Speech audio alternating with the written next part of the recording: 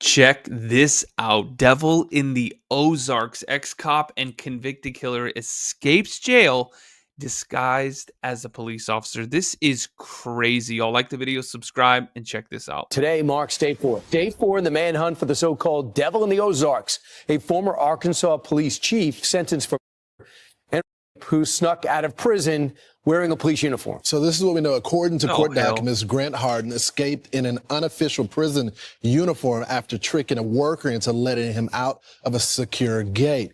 He's considered very dangerous. Based on the information that we have and the experience of our teams, they feel fairly confident that he is still fairly close to this region.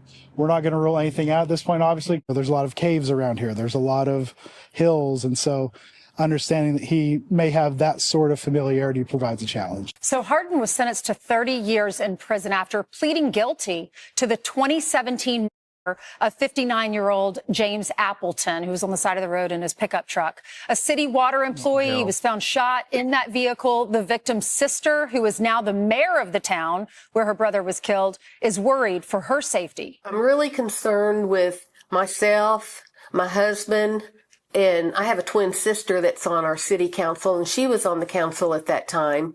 So, and he knows us. So, yeah, it's very scary. Officials are warning Harden could commit more crimes while on the run. So our next guest dealt with Harden firsthand when he fired him from the police force. Former Arkansas Police Chief Earl Hyatt joins us now. Chief, you surprised this guy, as evil as he is, was savvy enough to get out? It was a shock to me, but yeah, he's pretty sly. Yeah, so Chief, you know the saying, no one hates a dirty cop more than a good cop. What are some of the things that you witnessed when he worked for you?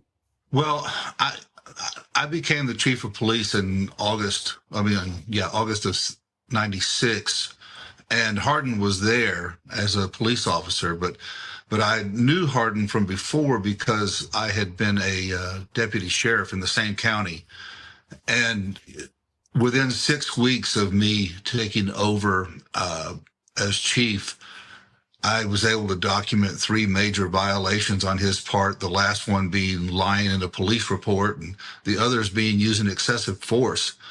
And so 6 weeks after I started as chief, I called him in and was going to terminate him, but he resigned as I was doing it. So didn't matter to me. He was separated from the department. Huh.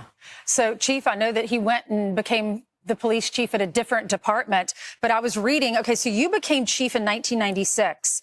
In 1997, so he shoots this guy on the side of the road in 2017. So 20 years before that, in 1997, because of that shooting, y'all took his DNA, or someone did, and then they matched it with this. I understand that happened while you were the chief of police in 1997. This teacher was at the school. I think they were having a church service in the gym. No one else was at the school. She goes to the faculty bathroom, comes out, and a man is standing there covered and disguised with a in the bathroom, in another classroom, and then runs off. But he was caught 20 years later. How do you feel about that, knowing you were the chief, he was working in your department? I don't know, maybe it wasn't at that time. Maybe he had already resigned. But he was doing that when you were the chief. He had resigned in October of '96. Okay. So the was actually committed after he had resigned from the department or was going to be fired. But, you know, it's still so saddening that this individual victimized a teacher in her classroom while she's in there trying to prepare a lesson plan. Right. It's just he's just a very volatile, violent person. Okay, here he is. He's out and about. He found a way to get out. He knows the area. Where would you be looking for him? Well, that would be speculation on my part, but, you know, he's pretty smart. I would think that if he had any accomplice outside, he would probably be out of the area. But I'm not part of the search, nor am I the one making the plans. So I'm sure the people on the ground are doing the right thing. But Chief, you know as well as anyone, when you got a fugitive that's on the loose that has nothing to lose, they become very violent in that regard as well. So how does this end? Well, hopefully it does not end with somebody else being hurt. I hope and pray Right. that Hardin is captured by the authorities quickly and before he does harm somebody. Yeah, Chief, I know officials say they're confident he's still in the area. I don't know how they would know that. But what was he like as a person? Are you shocked by all of this? Terrible. He's not a good person. He is not a good person. And I was Shocker. surprised when he escaped. I was surprised whenever he was convicted of the homicide and of the. I knew he was a violent person, but I didn't realize to that extent.